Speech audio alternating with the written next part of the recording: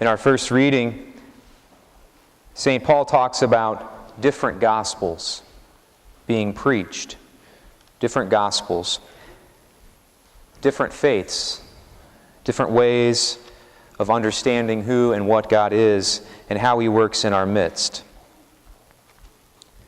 I'd like to share a brief story, maybe an obituary actually, with you.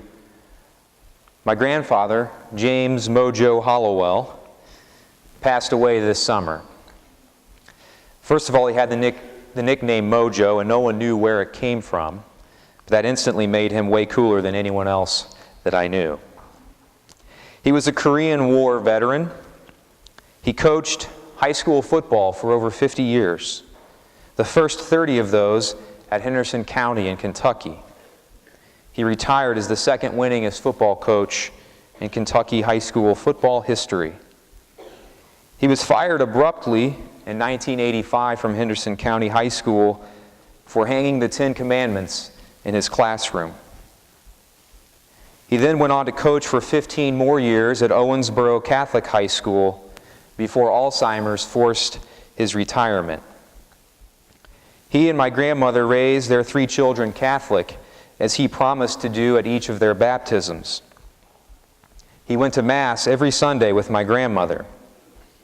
He was an amazingly humble and simple man, but everyone knew him and loved him. One time he happened to go to Mass with my grandmother, and the bishop was celebrating Mass. And the bishop leaned over to the priest and whispered what he thought was inaudible, but he had his microphone on. He said, "There's Mojo Halliwell." Everyone knew him, and everyone loved him, and everyone was inspired by the witness that he was. Why do I share this with you? Because for me, Mojo Halliwell was the best man that I've ever known. And most importantly in all of this, and the reason that I share this with you, is that he was not Catholic. He was a tried and true Southern Baptist. My grandfather presented for me the biggest challenge for my faith that I've ever experienced. Mojo Halliwell, from the earliest time that I can remember, got me to ask the following question: does my Catholic faith matter? If Mojo Halliwell is 90 times the man that I am,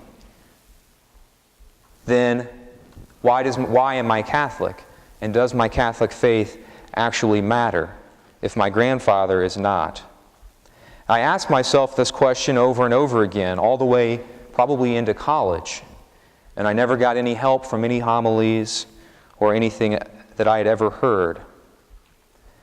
Does your Catholic faith, or does my Catholic faith matter? Does your faith matter if you're not Catholic?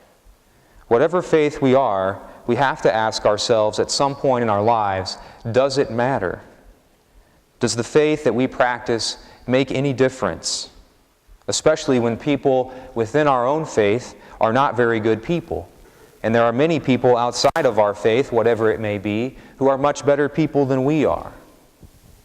Does our faith that we practice matter? Our society tells us that it does not.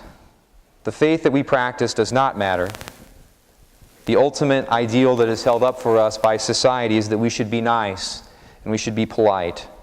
And we should believe whatever gospel suits us best, whichever one makes us happy, whichever one leads us to feeling warm and good about ourselves. Some say religious differences have caused things like the Crusades and suicide bombers and wars and intolerance. So we should leave them aside.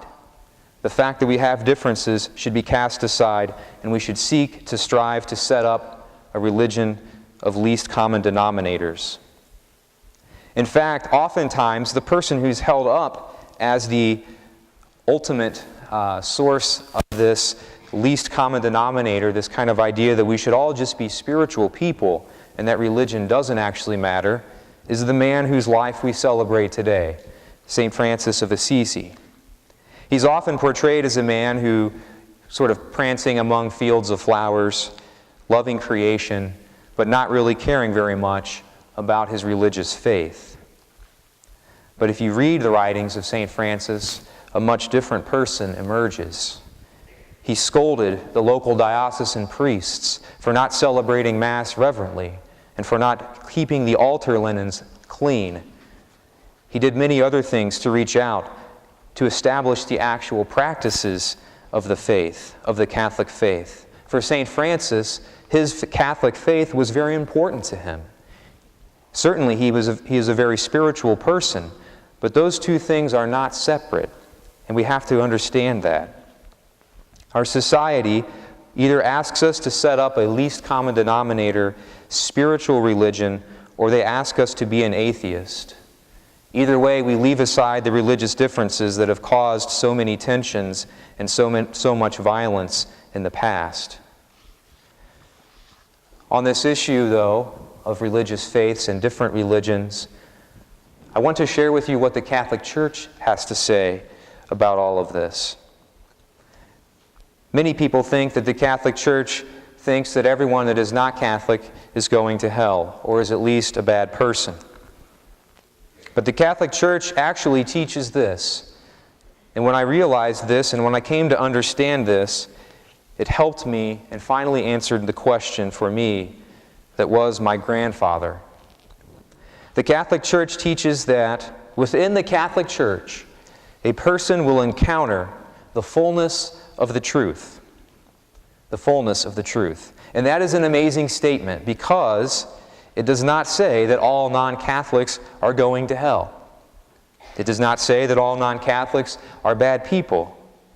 It says, much differently than that, it actually says that we should invite people to be a part of our faith because it is here that they will experience the fullness of who they are, of what they are called to be.